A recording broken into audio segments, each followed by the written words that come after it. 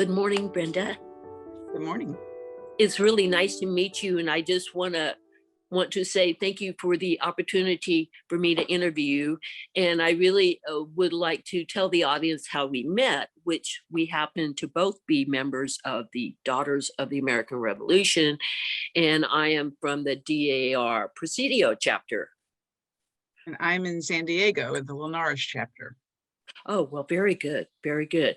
So we actually met in March through a District 3 video conference call. And I was so impressed with your presentation.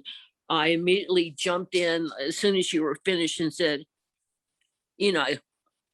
hey, would you please be a guest on our show? So you could explain to us how you became involved with the Wreaths Across America program, and really why it's so important to you and your family, and also why it's important to the DAR. The way that I got involved and interested in Wreaths Across America was actually 6 years ago today, when we laid our son to rest at Miramar National Cemetery. And the woman who was helping us with the arrangements for that graveside ceremony she sent me a flyer. She gave me a flyer and said, I think this might be something that you would be interested in. And she invited me to the next committee meeting, which I went to, and quickly decided that this was the way that I could actually stay in touch with my son, could stay connected. Jeff was a combat medic, and he had what I call a medic's heart. And he would, when he was deployed, he would call me and say, so-and-so's not getting the package. Would you make sure that he gets a package? And, he was always taking care of people. And I would do the same thing. A mother would call me and say, I haven't heard from my son in 3 months. And so I'd tell him, Jeff, give him a phone card and tell him to call his mama, So we really worked together to kind of take care of his deployed soldiers. And it just felt like the perfect way for me to continue to do that. It is the perfect way because, first of all, let me say I'm so sorry for your loss. And I can't imagine, I don't have any children, but I think it's a beautiful way for you to pay tribute to your son and to keep his memory alive and for others to get to know him. So, I think for those reasons alone, Brenda, it's a magnificent tribute to him. And in doing the Wreaths Across America program, how has that helped you to deal with your grief of the loss of your son? Well, I think what a lot of mothers do, and I can only speak for mothers, what a lot of mothers do is they kind of throw themselves into volunteer work. And that has really helped me because the mission of Wreaths Across America is to remember our fallen United States veterans, honor those who serve and have served, and teach the next generation the cost and the value of freedom. And those three things have really just kind of taken over my life. Of course, to remember our fallen veterans, that's a no-brainer. That helps me when we place that wreath on Jeff's headstone, or we always say their names out loud. Anytime we place a wreath on anyone's headstones, we say their name out loud because it's said that people die twice. The first time when they take their last breath, and then the second time when their name is said out loud for the last time. So one of the things that is striking and moving about Wreaths Across America is that all across the country, it's done on one particular day, and we are simultaneous. So it starts at Arlington National Cemetery, where it all began.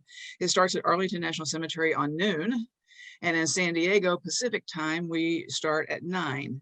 So we're all starting at the same time, and we all have a moment of silence at the same time. And it's just is very special and moving that 3.5 or 4.5 or however many people that are participating that year stop at the same time in the United States and think about these fallen veterans and the sacrifices that they've made. And can you just imagine the spirit that we conjure up during that time? You know, it's just it's just spectacular, and it's something that once you are part of, you will always be part of. Exactly. And to that point, because of your presentation last month, I made the commitment to my chapter that I will forever do these for my parents Oh, good. for the DAR Presidio chapter. Mm-hmm. Because history repeats itself if we do not remember what happened before. And why do we forget? And we don't need to. That is the power of the Wreaths across America. And every veteran, whether he lived 20 years or 105 years, they deserve to be recognized for being a veteran. Absolutely. And for all the sacrifices throughout their life, because, you know, going into the military, they don't make that process easy. That No. is not an easy way to go in life. And myself, being born and bred in the military, my own parents had their own issues with their military service. In fact, to be honest with you, they were all disabled veterans because of their service during World War II. But in spite of all their sacrifices, you know, I still wanted to join the military. For me, it was one of the best decisions I ever made in my life because I'm better for it. I'm a better person for it. Yes. And, you know, even if you're a veteran and you never deployed, never saw any combat, never had any kind of conflict that you were involved in throughout the world, even just being a veteran is a sacrifice. And I don't think that most people don't realize that. So the importance of remembering those who have fallen, we can't say that enough, especially considering we are members of the Daughters of the American Revolution, and that is part of what they do is they want you to remember the veterans. They want you to remember the military service because that's how we all got here. Right, exactly. And like you said, we have to remember the history. We have to remember our history and we have to learn from it. That's the whole, in my opinion, the whole purpose of history. And the real heartbreaking thing about the what they call the cancel culture now, where, you know, tearing down history or trying to not think about history. And, you know, that's how we learn. That's how we learn not to repeat ourselves in the negative things. So well, hopefully that is how we learn. But everybody has thank God we're in a democracy because we do have the right to express our opinion and democracy rules. I mean, that's the whole idea, you know, the majority rules. That's what I meant to say. Right. So it's all about how do we keep what we got? Exactly. Well, can I tell you a little bit about how Wreaths Across America actually started? Yes, ma'am. Well, there's a gentleman who lives in Maine who is a wreath maker. And in 1992, he had about 5,000 wreaths left over from the season and was trying to figure out what he wanted to do with them. He wanted to do something that would honor someone or do some good. And he always had been a very patriotic person. So he decided that he and his family would take those wreaths to Arlington and place them on the headstones of the oldest veterans there, which would have been the Revolutionary War patriots, the Civil War patriots, and our War of 1812 veterans. Just their family. Nobody knew anything about it. The trucker who took the wreaths and their family, they did that from 1992 until 2005. And in 2005, a photographer happened to be out there the day after they placed the wreaths and took a picture that actually is now the iconic picture. It was a beautiful picture of the white and gray marble headstones and a little bit of snow on the ground and those beautiful green wreaths with the red bows on top. And it just is a beautiful picture. And it went viral. So Morrill didn't even know what going viral meant at that time. But he started getting checks in the mail. People started sending him money because they wanted to help him expand the program. And he did not have any vehicle to put the money in, so he had to send all the checks back. And they decided, well, you know what, maybe this is something. They had never thought about expanding any of this. They thought maybe, gosh, people want to help. People want to get involved with this. So maybe we should do something. So it took them 2 years to get their 501(c) taken care of. And in 2007, that was the first year that about 100, maybe 150 cemeteries participated in the very first Wreaths Across America ceremony. And the ceremony entails honoring our fallen veterans. We place ceremonial wreaths for each branch of the military, plus the MOW or POW MIAs and Merchant Marines. So we honor all of our veterans that have served. But the other things are things that most people don't know about. For instance, there is a convoy that leaves Harrington, Maine, where the wreaths are loaded onto the trucks. There's about 18 wheelers that leave Harrington, take about a week to make it down from Maine to Arlington. They carry over 500,000 wreaths to lay at the headstones of those veterans. And probably 100, maybe 200,000 people come and meet the convoy to place wreaths at Arlington. I asked the location coordinator at Arlington if there's any way that he can control the crowd. And he said, oh, no. He said, you can't control 200,000 people. I just let them go. So I'm actually going to get to be there this year. So it's going to be really interesting to see the beautiful chaos of Arlington National Cemetery. When the convoy goes down from Harrington to Arlington, they make about 25 stops along the route, using those stops as opportunities to educate kids, to educate the public about Wreaths Across America. They stop in schools and fire departments, and really anywhere that they can schedule it. They always have a wreath ceremony to present the ceremonial wreaths of the 7 branches of the military, plus the POW MIAs and Merchant Marines. And it's just really moving for everybody. Everybody loves for them to come through. Fire trucks come and make their little bridges for the trucks to run under and everything. It's just a really big honor for those towns. It is a great way for the community to get together and to learn each other's history. Absolutely. And that's really the beautiful thing about Wreaths Across America, is that it brings the communities together. You know, it's not just a couple of individuals doing this. We like the entire community to be together to do this, because we owe those guys, all of us, every single one of us owe those guys and gals. Yes, ma'am. One of the things that people really do not know is the heart ceremonies, which is the honoring allies and remembering together. The night before the convoy leaves Harrington, Maine, there are 3 ceremonies at 3 different international border crossing bridges between Canada and the United States. There's a Montana and Alaska and Canadian border, kind of a threesome right there. Then we have Michigan and Ontario, and Maine and New Brunswick. And what happens is a beautiful, a Gold Star mother from the United States will walk out halfway into the halfway point of the bridge, and a Canadian Silver Star mother, which is the equivalent of our Gold Star mother, a Canadian Silver Star mother will meet our Gold Star mother, and our Gold Star mother will hand the Canadian mom a wreath, a ceremonial wreath that has the Canadian service flags in it. And then she will take that back and put it on the memorials for the Silver Star mothers in the Canadian town. So it's not just about our United States veterans. We also want to remember our allies that have been our allies since we have been born. The policy of the National Cemetery Administration and the policy of Wreaths Across America is to not place wreaths at the headstones of our Jewish veterans. And it's not because of Christian or Jewish or any kind of a religion thing. It's because we want to respect their customs.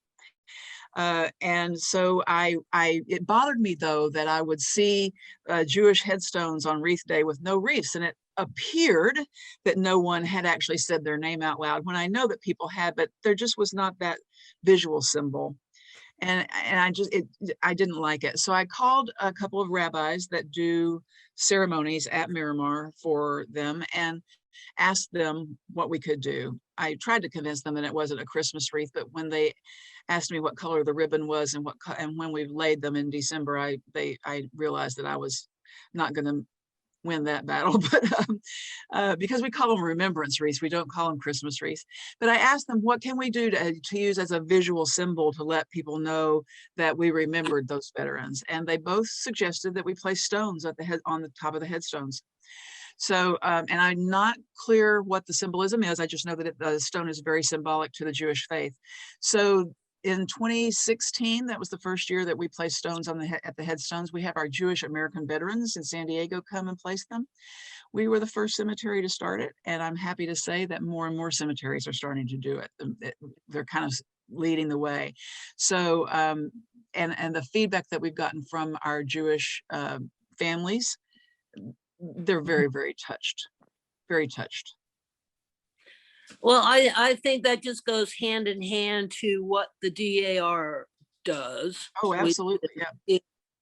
Keeping not just the memories of the military alive and recording our history, but respecting the traditions of all Americans, because that's really, what we're trying to do here. Right. And we have a couple of Muslim veterans that are buried at Miramar, and I know that there are more all over the country.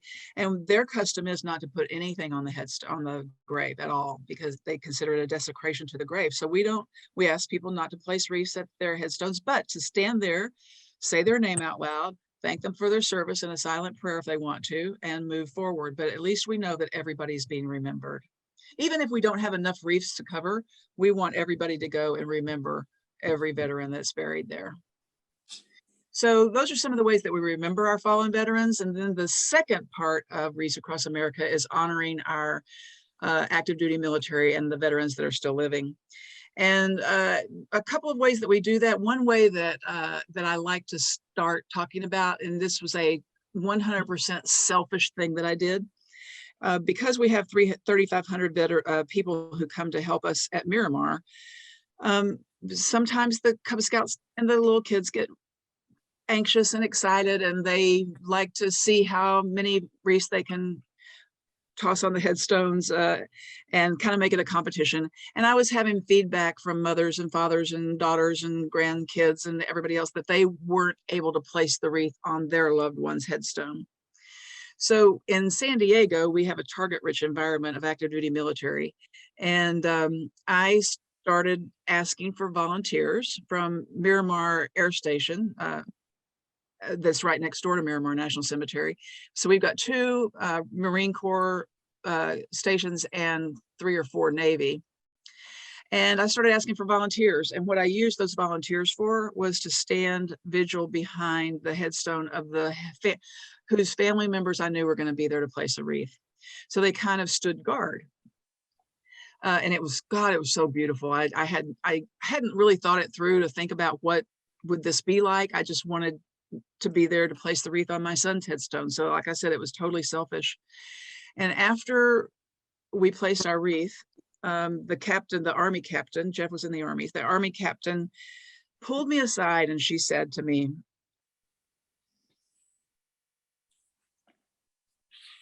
"This has been the biggest honor of my military career."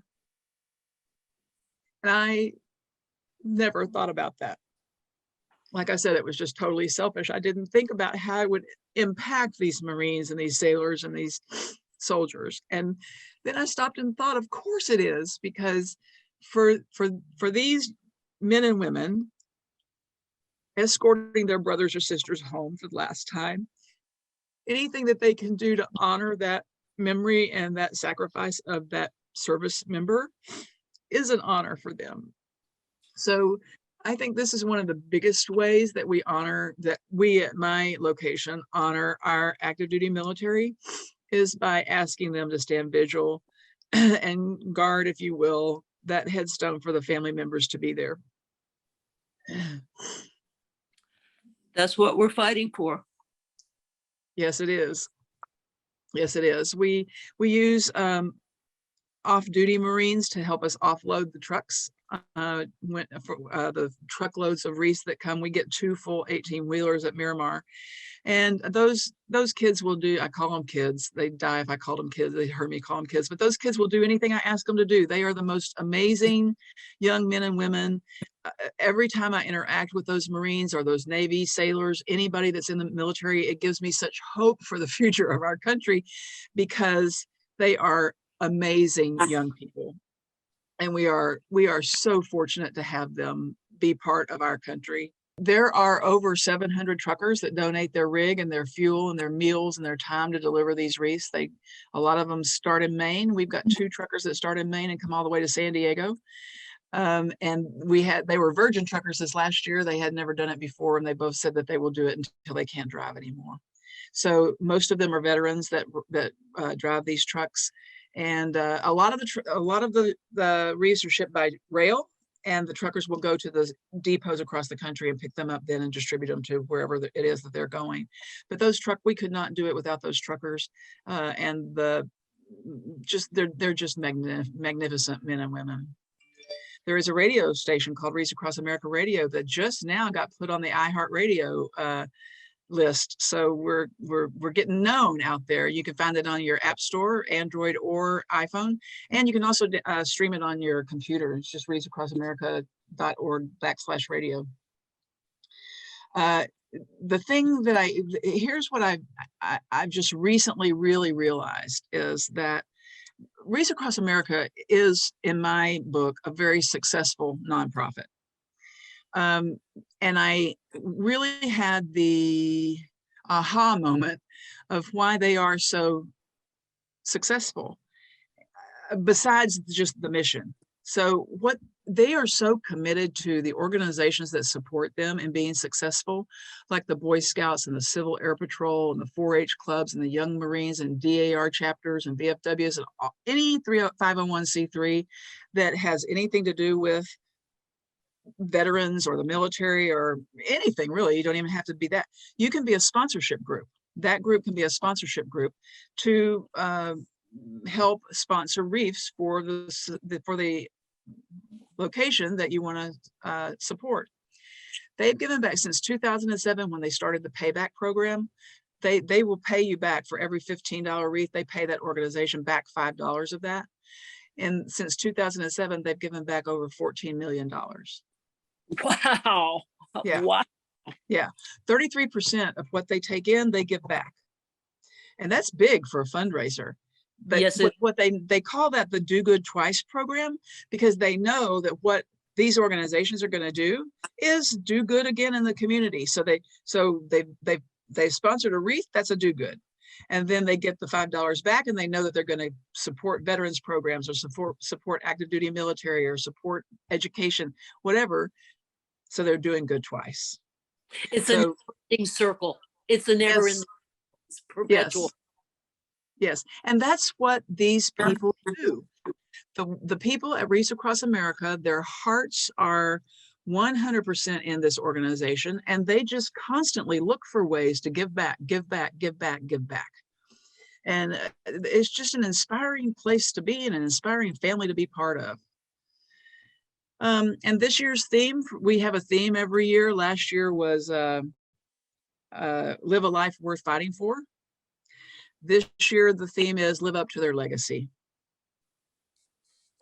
That's great, considering what happened to everybody last year with the COVID. And yes, perfectly said. Yeah. Last year with COVID, we had, the year before, in 2019, we placed 2.2 million wreaths.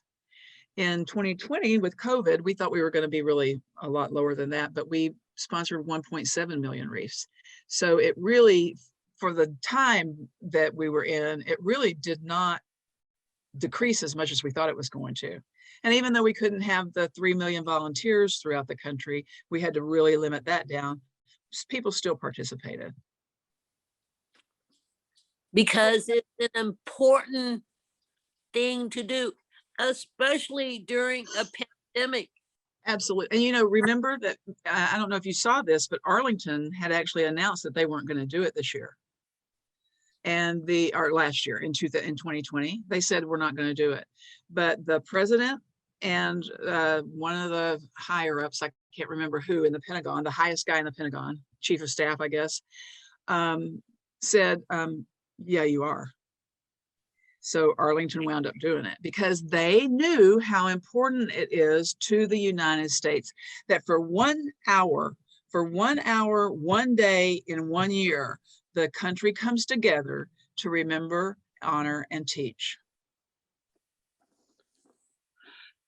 Yes, ma'am. And I can't think of a better way to end this interview than with that statement. Is there, wow, Brenda, wow. I'm very impressed with you and what you're doing and living your life of service. Is there anything else you would like to say?